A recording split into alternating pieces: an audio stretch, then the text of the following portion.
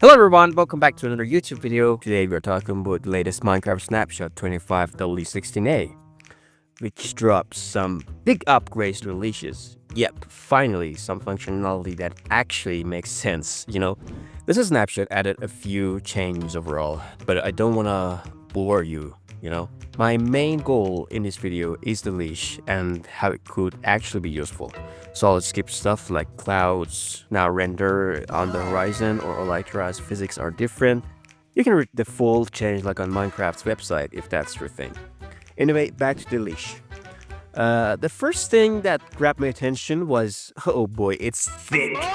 It got thicker to match bedrock leashes. And honestly, that already felt kinda cursed. but now it is interesting because you can leash mobs to other mobs, creating an unholy train of chaos. Not like that, but yeah, it's a bit buggy right now. But no surprise, I trust Mojang, and I hope that it will fix those soon enough. I decided to test it by leashing a bee to a camel. Yeah, apparently bees got buffed and now are strong enough to carry camels like it's nothing. Here's how it works. Grab a leash, right-click your first mob, then crouch and right-click your second mob. Boom! They're linked together. That's it. There is no limit to how many mobs you can leash in a chain, but here's the twist. As I have figured out, the order really matters. If you leash the camel first, the camel will float up like it's on an alien abduction mission. If you leash the bee first, it will just drag the bee around like a sad balloon.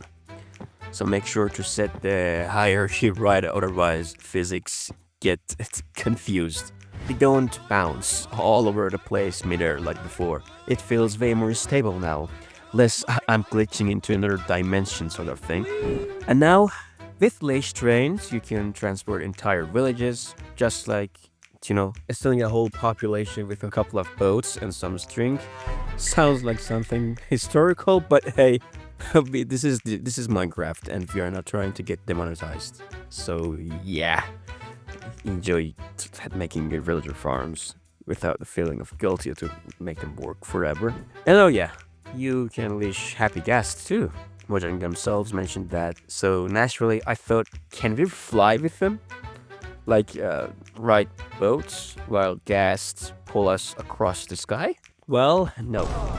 Hate to break it to you, but if you leash a boat to a happy ghast and stand on it, the boat just snaps off. I'm guessing that's either a bug or Mojang tried to prevent chaos or something. I have no idea. I think they will fix it in the future or just keep it as how it is intended. But you can get creative. Leash a camel to the happy ghast. Then leash a boat to the camel. And then leash a chest boat to that boat. You now have a cursed air caravan. Congratulations. You're now running low budget air travel. And no, I didn't know that you can dinner bone a happy ghast, but you can. It looks as weird as you'd expect. It's upside down ghost jellyfish just vibing in the sky. 10 out of 10, really. Yeah, thank you for letting us do that, Mojang. But I was also thinking of something way more creative than this. And yeah, but you can finally use chickens as a parachute.